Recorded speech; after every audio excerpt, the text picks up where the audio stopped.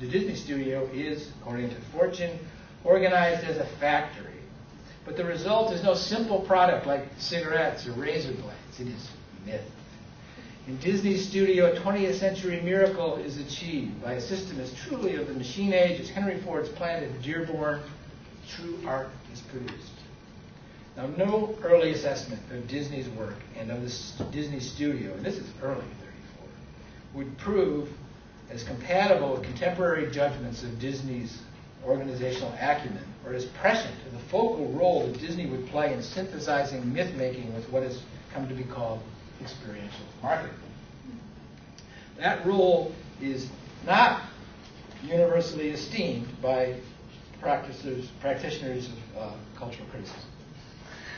Francis Clark Sayers charges that Disney's treatment of folklore is without regard for its anthropological, spiritual, or psychological truths. Not to be fair, this is from 1965.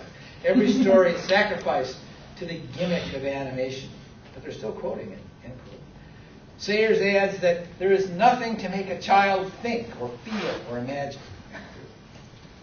Michael Budd, more recently, has argued that Disney's synergism erases any distinction between myth-making and brand management by ensuring that every Disney product is both a commodity and an ad for every other Disney commodity. Sayers and Budd's complementary critiques of the blurring of the boundaries between high and low culture as the malign effect of the Disneyfication of childhood are, of course, deeply indebted to Theodore Adorno, who declared that in all the branches of the culture industry, quote, products which are tailored for consumption by masses and which to a great extent determine the nature of that consumption are manufactured more or less according to plan. The culture industry intentionally integrates its consumers from above. Which is another way of saying that indifference as to who speaks solicits the corporation to speak to and for us. Adorno's perspective has ruled in academic criticism of Disney, and Pinocchio has been a touchstone for that criticism.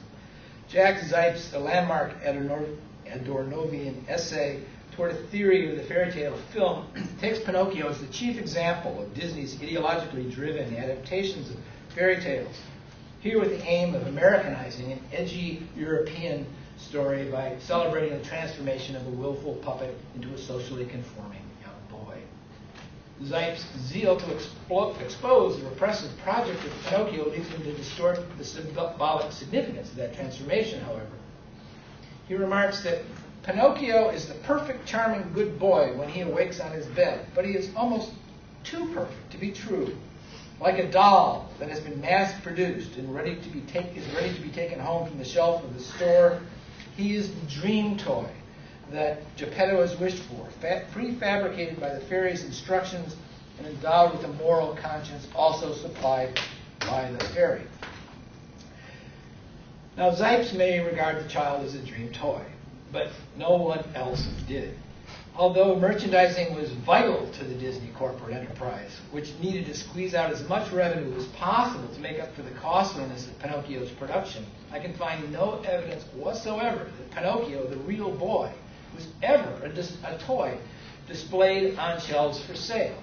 It was Pinocchio, the stringless puppet, always with the telltale white gloves, who was mass-produced and stocked in the toy shops. Indeed, Pinocchio's narrative contrives a cul-de-sac. The final version of Pinocchio may represent a real boy, but the figure we see is still a cartoon.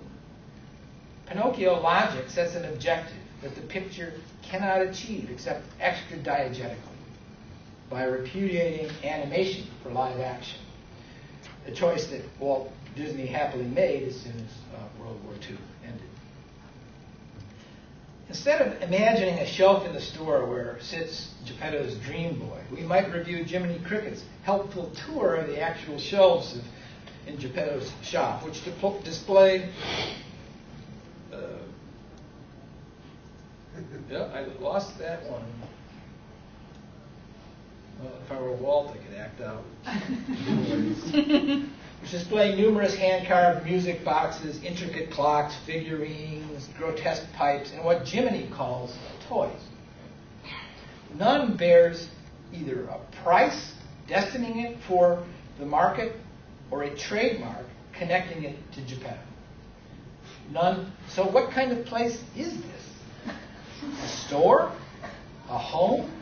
A workshop? Proprietor, father, craftsman. Which function is most important? Proprietor doesn't take us far, for not only are the other artifacts literally priceless, Pinocchio, who is connected to Geppetto as artifact to maker, fulfillment to wish, is never displayed on a shelf in any of his incarnations. He is seated on a workbench and eventually laid out on a bed. Although Pinocchio is eventually sold to Stromboli, who knows exactly how to exploit his unique capacities, the sale occurs without Geppetto's knowledge, nor to his profit. If we stress father, we will inevitably invoke Walt as either benevolent father or anxious son, and enter the cadre of the psychoanalytic critics who may debate what it means to induce the wish that the father's wish could be the living puppet's wish, and that both wishes could be gratified by the puppet's transformation into a virtuous boy. If we prefer craftsman, it may be because Geppetto appears as less a wood carver than an animator. The only tool we see him wield is a paintbrush. And therefore, he's a surrogate for the formidable collection of talents at Disney, who often modeled their characters in 3 dimensions and even acted them out for each other, as if cartooning required the skills of a method actor.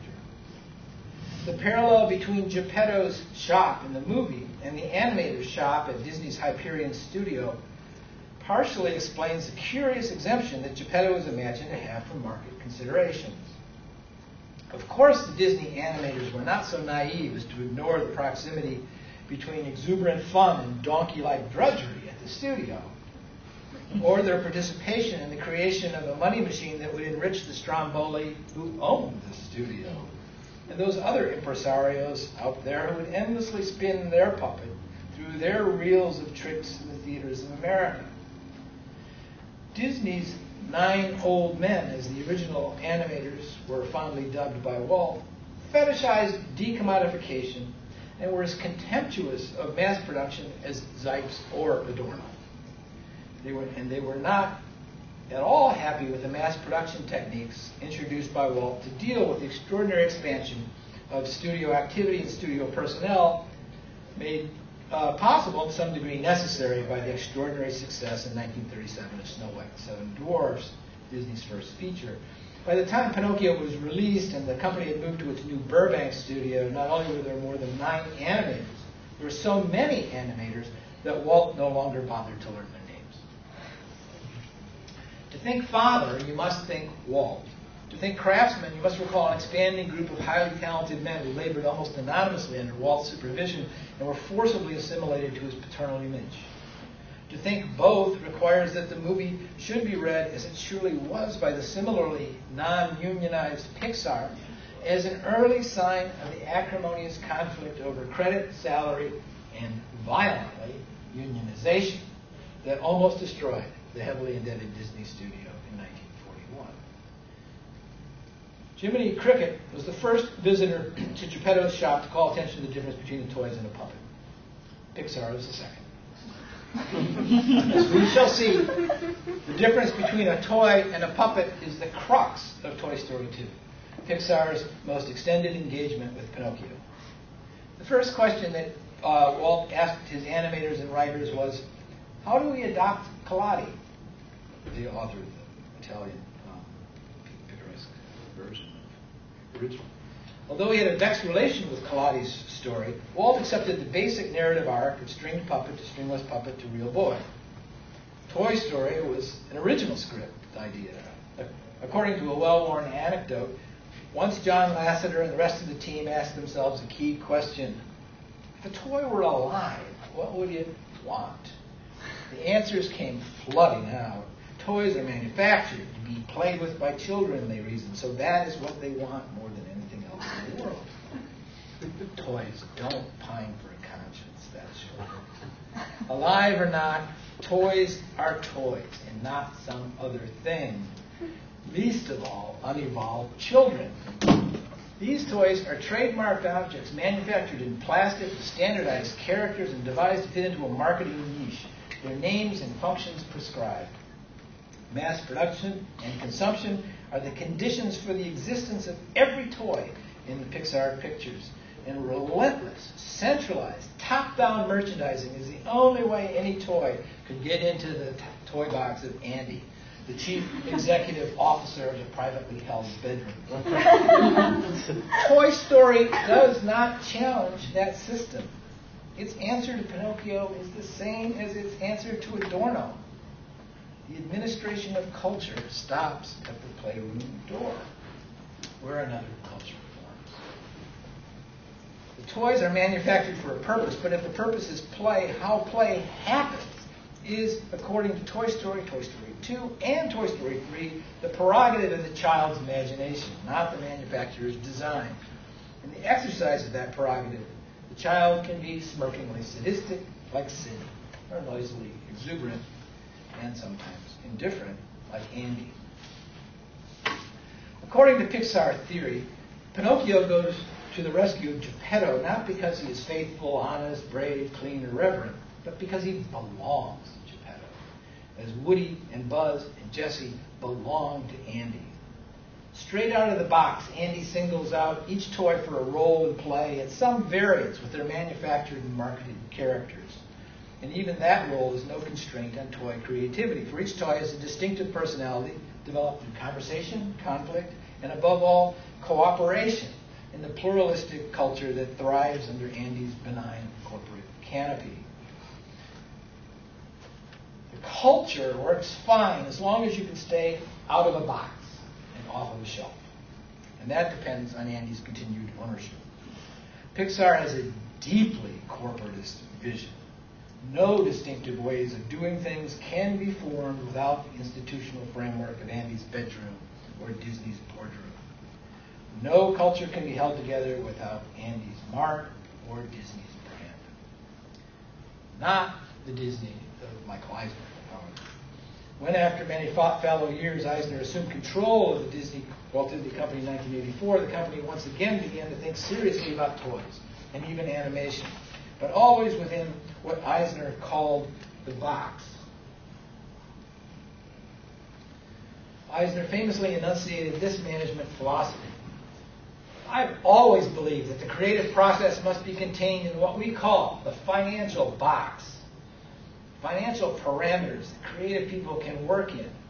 But the box is tight, controlled, and responsible. Finance, Eisner declared, has the key to the box. Now, you couldn't invent a statement that was more antithetical to what Walt Disney would have said. There's just no way he could have said this. Even Roy Disney couldn't have said it. He had the key to the box. Of course, every aspect of finance answers to Eisner, in whose office the financial box is shelved.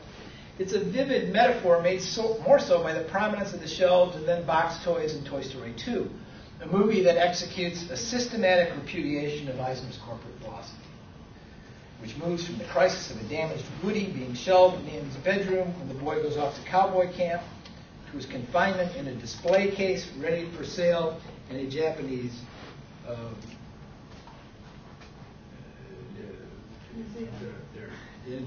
museum, to the sublime scene in the Red Barn Toy Story where Buzz Lightyear confronts the colossal display array of box replicas of himself stacked to the ceiling and stretched to infinity and beyond.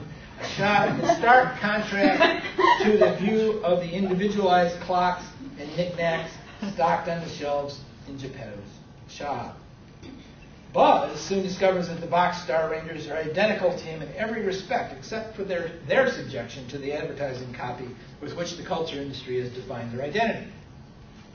Each is, of course, utterly ignorant of the experiences that Buzz has shared with the rest of Andy's toys, whose conversation and example have encouraged him to test his fantasies of omnipotence against a reality that does not conform to the generic scenarios recorded on the looping tape that standardizes his character. When released from the box, a sudden devastating